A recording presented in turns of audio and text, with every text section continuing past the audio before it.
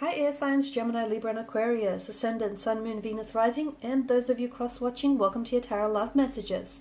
So today we're going to take a look at and see why is it that you're still holding on to your person here. Okay, why is it that you can't let go and move on from them? Why can't you release them? This is going to be a general reading, guys, so please just keep that in mind. If you're after a personalized tarot reading with myself, please feel free to reach out and inquire. I will list my email address just below the video here. Otherwise, guys, let's go ahead, take a look, and let's see what messages come in for you here.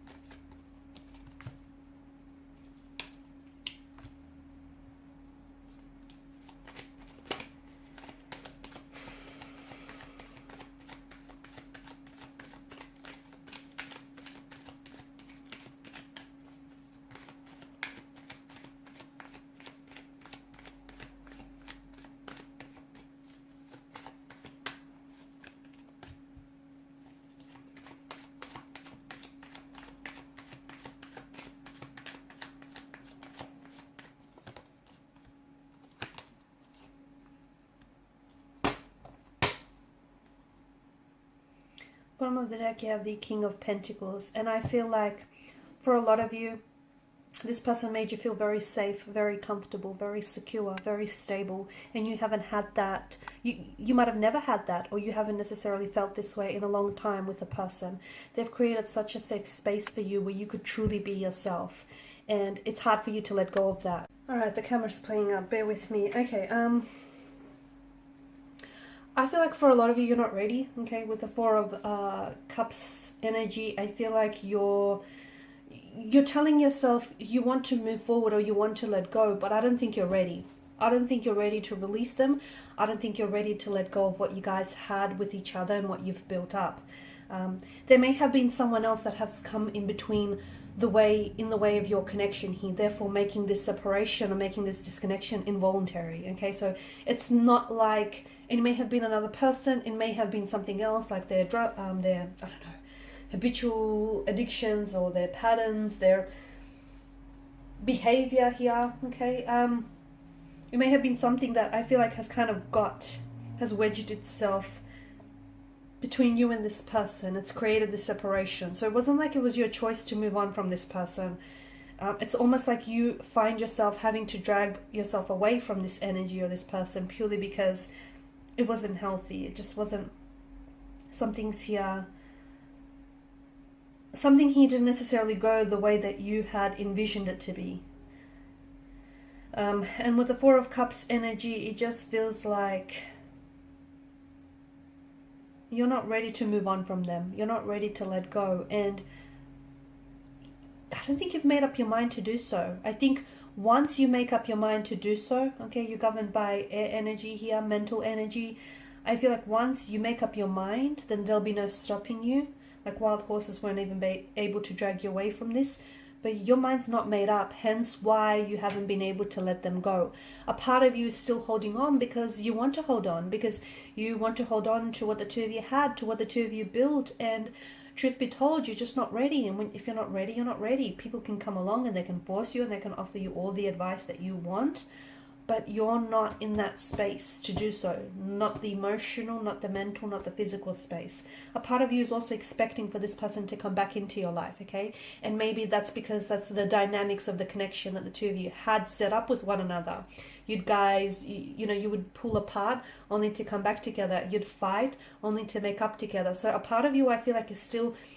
You're kind of sitting around and you're kind of expecting for them to come waltzing back into your life. It feels a little bit different this time because with the Hermit's energy, I do feel like your sense of loneliness is being heightened. Okay, I do feel like this person has disconnected from you and therefore you feel that much more isolated or alienated and you feel that much more lonelier here.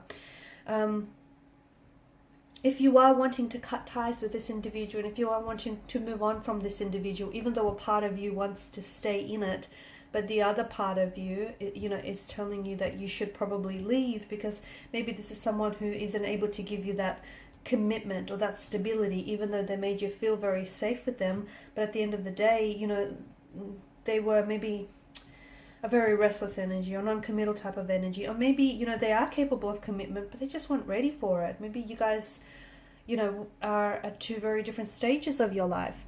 And so I feel like if you are someone who does want to eventually cut ties with this energy and move on from them, I do feel like you'll need to spend some time on your own, okay?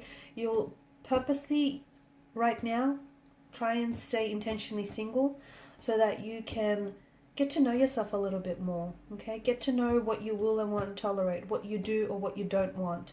Because a lot of people, they know what they don't want, but when you ask them what do they want, that's when they scratch their heads and they're unable to give you an answer. So spend more time on your own. What do you want? You know, what type of a relationship will you tolerate? What won't you tolerate? What are your expectations? What are your intentions? Okay, how high or how low is your bar set?